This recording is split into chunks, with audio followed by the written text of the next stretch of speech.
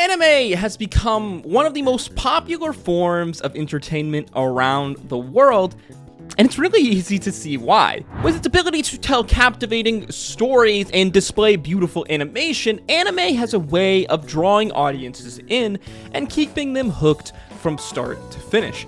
And one anime that's been causing quite a bit of stir in the anime fandom community over the last few months is Blue Lock. Blue Lock in many ways is your classical sports shonen, but you see, what sets Blue Lock apart from other sports anime is its unique approach to the genre. Instead of focusing on teamwork and camaraderie, Blue Lock is all about individualism and the strive for competition. Players are pitted against one another in a battle of skills and strategy, with only the strongest surviving. In this episode, we'll be taking a deep dive into the world of Blue Lock and exploring why it's quickly become one of the most popular and talked about animes of 2023. And more importantly, why you should definitely give Blue Lock a chance. Blue Lock follows the story of the high school soccer player Yoichi Isagi and his journey to become the world's best striker, as he and hundreds of other top prospects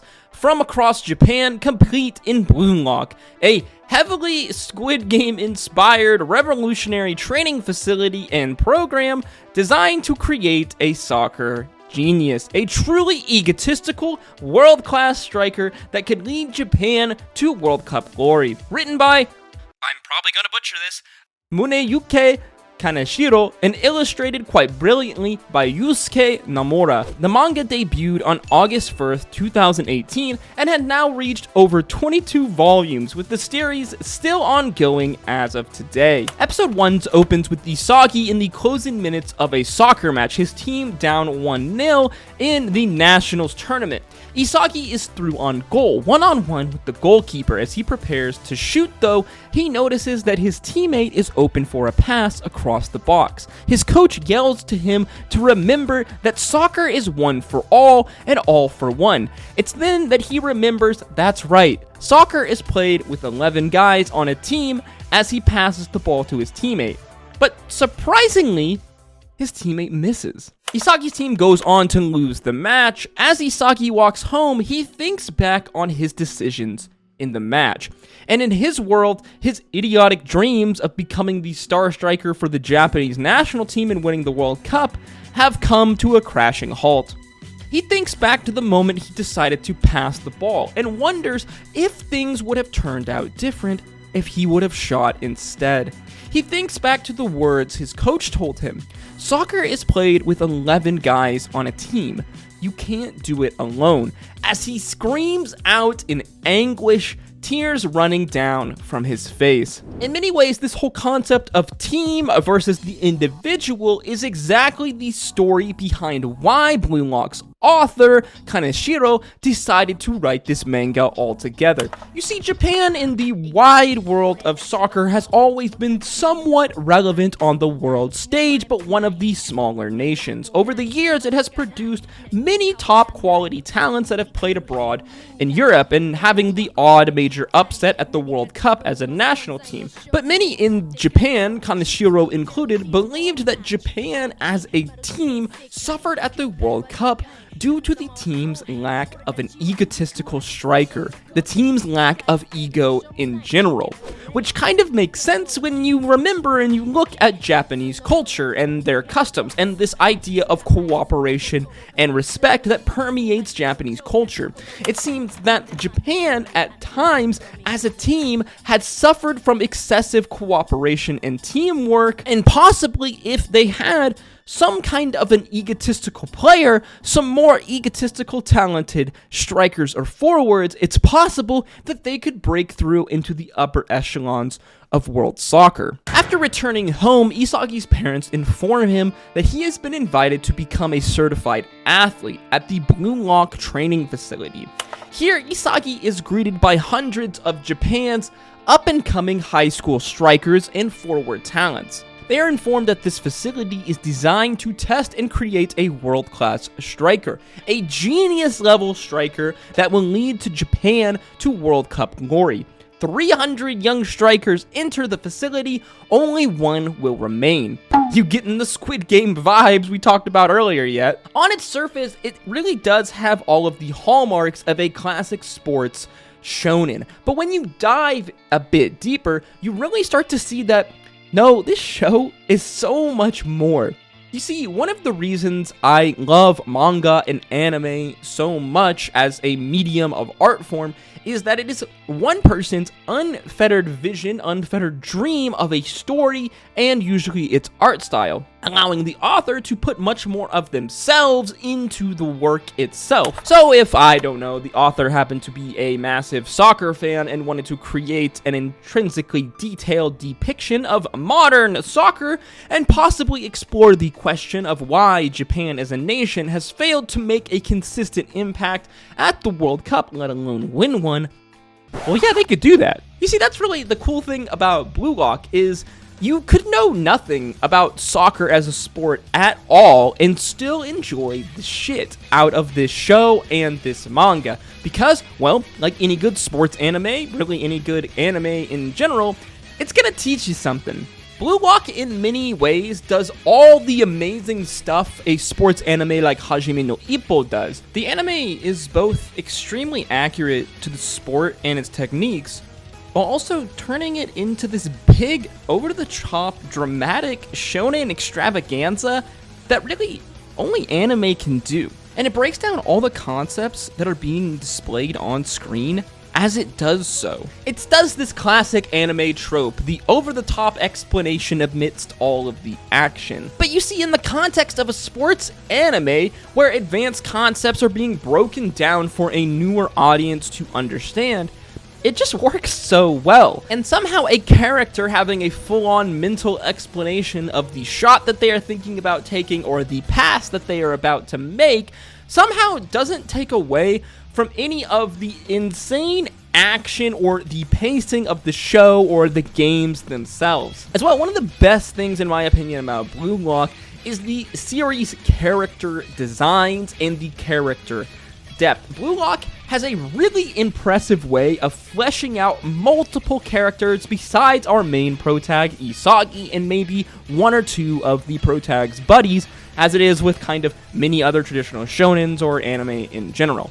Many episodes contain flashback scenes of various characters we are introduced throughout the show, which gives us, the audience, more understanding of who they are as people, why they are the way they are, and more importantly, why they play soccer. As well, the unique artistic design of the characters themselves adds to this depth, as the characters all feel so totally different from one another. They really do feel like unique, memorable people. This even extends to the style of play or the techniques that the players use in the games. Like in many other sports anime, a technique in a sports anime isn't just a simple technique. In Blue Lock, this applies as well. In many ways, a technique or the style of play completely comes to define a character, even down to their personalities. Let's take our main character, Isagi. Isagi is unlike many of the other competitors here in Blue Lock. You see, in order for a striker to score goals and be effective,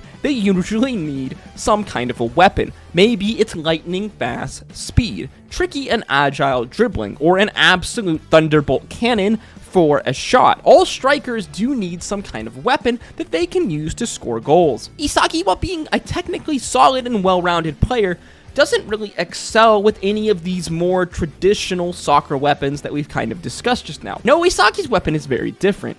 It is his mind and his eyes. His ability to survey and understand the field around him, to know where to be at all times, to know how to smell a goal, as he puts it. He has an ability to see and read the game that many other players don't have, causing a unique challenge for him to overcome as he hones this weapon to become a better striker, and further feeds the ego growing inside of him, an idea that the illustrator loves to display through these crazy awesome scenes of characters' eyes burning. This type of depth in character design, as we said, is extended to almost every character in Blue Lock. For one more example, let's take a look at Bachira, one of the main side characters in the story. Bachira is an odd, eccentric young man, a boy who claims to have a monster inside of him that is guiding him to find others to play soccer with that also have this monster. Unlike many of the other players at Blue Lock, Bachira is always smiling and laughing, describing soccer as a joy to play with others, in stark contrast from many of the other players who view soccer as a means to an end for achieving whatever their personal goal may be. This personality is also expressed through Bachira's playstyle and his weapon in soccer, his dribbling. Bachira is your quintessential tricky dribbler, a player full of technical ability, flair, and skill. A player that uses dribbling, flicks, and tricks to go by players in almost a dancer-esque way. Many famous footballers across history have played like this, and they are most likely the inspiration for Bachira as a character. Players such as Ronaldinho, Neymar, Pele, just to name a few. You combine this level of character depth and soccer knowledge with an amazing soundtrack and even more amazing, stunning animations, and you got yourself a top-tier anime. Seriously, some of the art in Blue Lock is absolutely nuts. The way the illustrators show speed and power through these almost wave-like energy waves that come off of players is absolutely awesome. Or the way that they show movement and precision when a player dribbles. The level of technical accuracy whenever Bachira performs a skill move. Or the way they show spin and movement on the ball itself through this almost light-like effect. It's all so awesome and good, and further helps display and break down soccer in a much more, I guess, a newbie-friendly way. Personally, my favorite artistic dramatic flair that the artists do in Blue Lock is the different ways the characters experience a mental process, whether it is a character's ego or a character having a mental breakthrough, breaking through their glass ceiling, their potential, continuing to grow as a striker. The art in Blue Lock just has this way of transforming a already compelling story about soccer players into something grand and epic. One of my favorite things about anime as a whole is the way that it takes something ordinary and can turn it into something extraordinary. A dribble isn't just a dribble in Blue Lock or in anime. Running isn't just simply running. Hell, even merely thinking isn't just thinking. It's all something so much more. I absolutely love when concepts and ideas like this are applied to a real-life process, whether it's the soccer in Blue Lock, the boxing in Hajime no Ippo, or the science in Dr. Stone. Anime just has this amazing way of adding something extra to things that I already love or find interesting, and just make it that much more. And Blue Lock really does this in just all of the best ways. As always, if you enjoyed the video or learned something new, make sure you like, comment, and subscribe. To me, Blue Lock is easily one of my favorite sports animes of all time, and it really is a breath of fresh air from all of these other kind of formulaic like shonens and anime out there. As always, guys, I hope to see you in the next video. Stay safe out there. Until next time, peace, love, adu. Story that might be, we wasn't supposed to happen. So much talk around us, we became numb to the yapping. It was like 05, got my license to drive. Picked you up in my pop's car, went for a ride. Couldn't no one tell us nothing, that night was ours. All the stars aligned and you were so dead.